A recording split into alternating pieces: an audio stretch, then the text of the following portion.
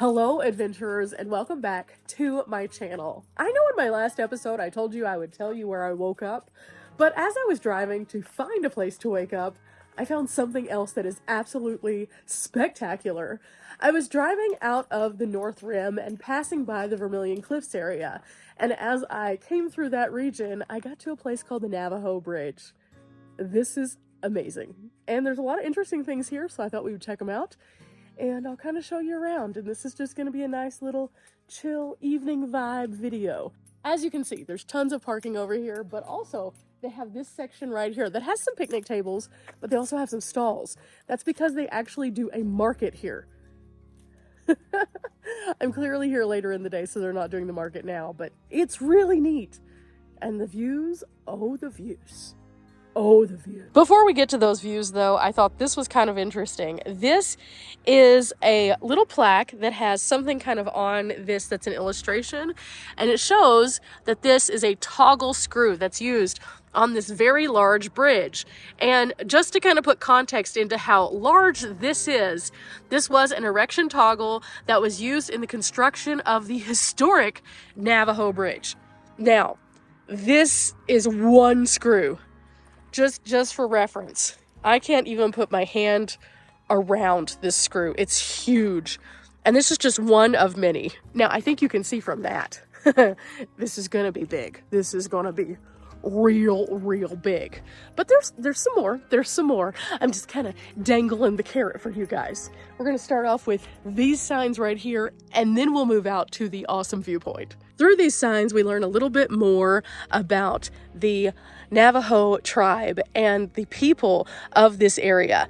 And this is pretty interesting. This is a tribute to Louis Nez, who was a friend to everyone. And it says here that Louis was born in 1900. He went on to be married twice, first to Fanny and second to Bessie. And then after that, they had 10 children combined between the two wives. Now, the sad part of his story is this paragraph right here, which says his life ended tragically on June 7th, 1928, when he and two other men were crossing the Colorado River on a ferry. And whenever they were in the Ford Model T that was on board, there was an accident, and it was considered to be one of the worst accidents. And in doing so, that was the last trip across the river by that ferry. And his body was never recovered. Now, as you're walking around this area, you'll see a sign for the ferry. However, the ferry, again, no longer runs as it did. Instead, they have a grand archway that goes over the river to span from side to side to make it safer for all of us. I drove over whenever I was coming to this area, and oh my gosh, it's huge. It's large and in charge, and Little Dimples was but a little hiccup on it. But let me show you what we're talking about. Check this out.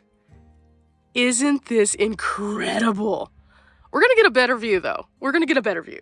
But before we do, the Navajo Nation sign is right here. It says a 6-yoke team of oxen climbed the historic Dugway Trail from Lee's Ferry. And you can see that's what would happen. They would go across the ferry, and then they would have to navigate up this crag to get up to the other side. Kind of crazy that that's how it was. It is much easier to navigate now. We also get a little bit more context for the story of the ferry.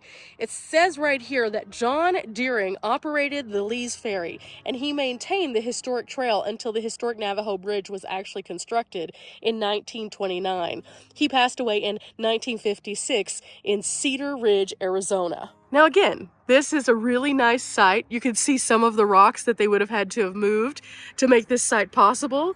There are large viewpoints all around, and of course you can see a view of everything. But there is one more stop on this wonderful trail of things that we're going to do. Not only is there this bridge, which allows you to drive over, but there is a pedestrian bridge also that allows you to walk over. And that one is right here. So as you can see, 2 bridges, 1 expanse, incredible feats of architecture. Amazing. Now it's time for us to go across the Navajo Bridge.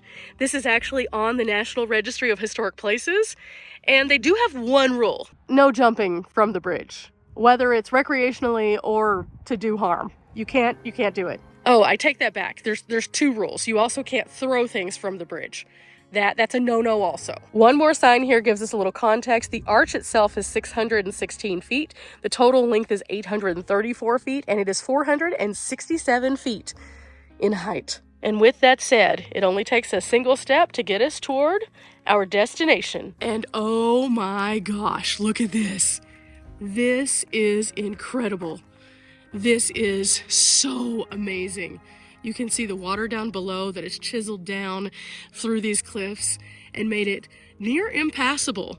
Now, in the earliest of days, they didn't have the modern conveniences like this steel bridge right here. So again, a ferry would take them from point A to point B, or sometimes from point A down the river to point B, and then they would have to climb back up in these horrible, treacherous passes right here. Can you imagine having to do that today? Our travel would be a lot different. Now, as we're continuing to go, you can see beautiful views in this direction of all of the cliffs, the variations of color from the different kinds of minerals. And then as we look down, wow, that would be a really far fall. So we're gonna be real cautious here, but wow, this is incredible. So incredible. But again, that's the view from the pedestrian side. We're also going to take a look at the view of the actual passing over of the bridge on the driving side. This is so neat. I didn't expect to find this today. That's why whenever you're out and about, you should always stop if you see something that's kind of interesting. As you can see, it's getting darker outside, but at the same time, we're still exploring. We never stop. We always keep going, and there's always something interesting to find. And this is absolutely free. Now, if I came here a little bit earlier, there's actually a visitor center here too. I encourage you guys to come out and check that out. And then if you've been there, leave in the comments what you found, because I can't go there today because I came here too late. There it is. Oh, there it is. Incredible.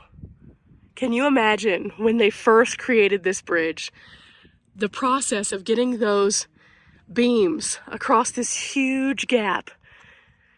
Can you imagine what it would have been like to do that?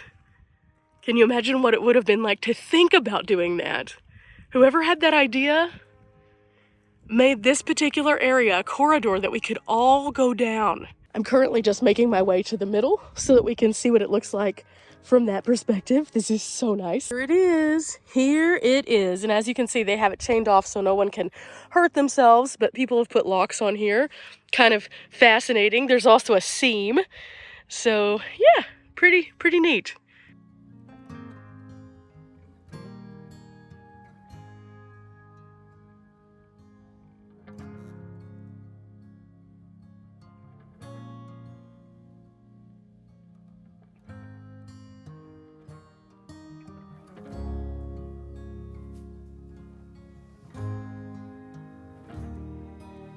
You know, what now takes about 20 seconds to get across, once could have taken hours upon hours. Modern conveniences are not thanked enough for their service. They just really are not. So I'm really appreciative for places like this because we can learn from the past and see how that impacts our tomorrows. From their learning from the tragedy that happened and from the lack of being able to discover this man's body, they were able to turn this into something that is beneficial to all of us all these years later, over 100 years almost later. That's insane. So I just wanted to share this. I thought it was a really neat stop, something a little bit different. Not the longest video, just something kind of cool.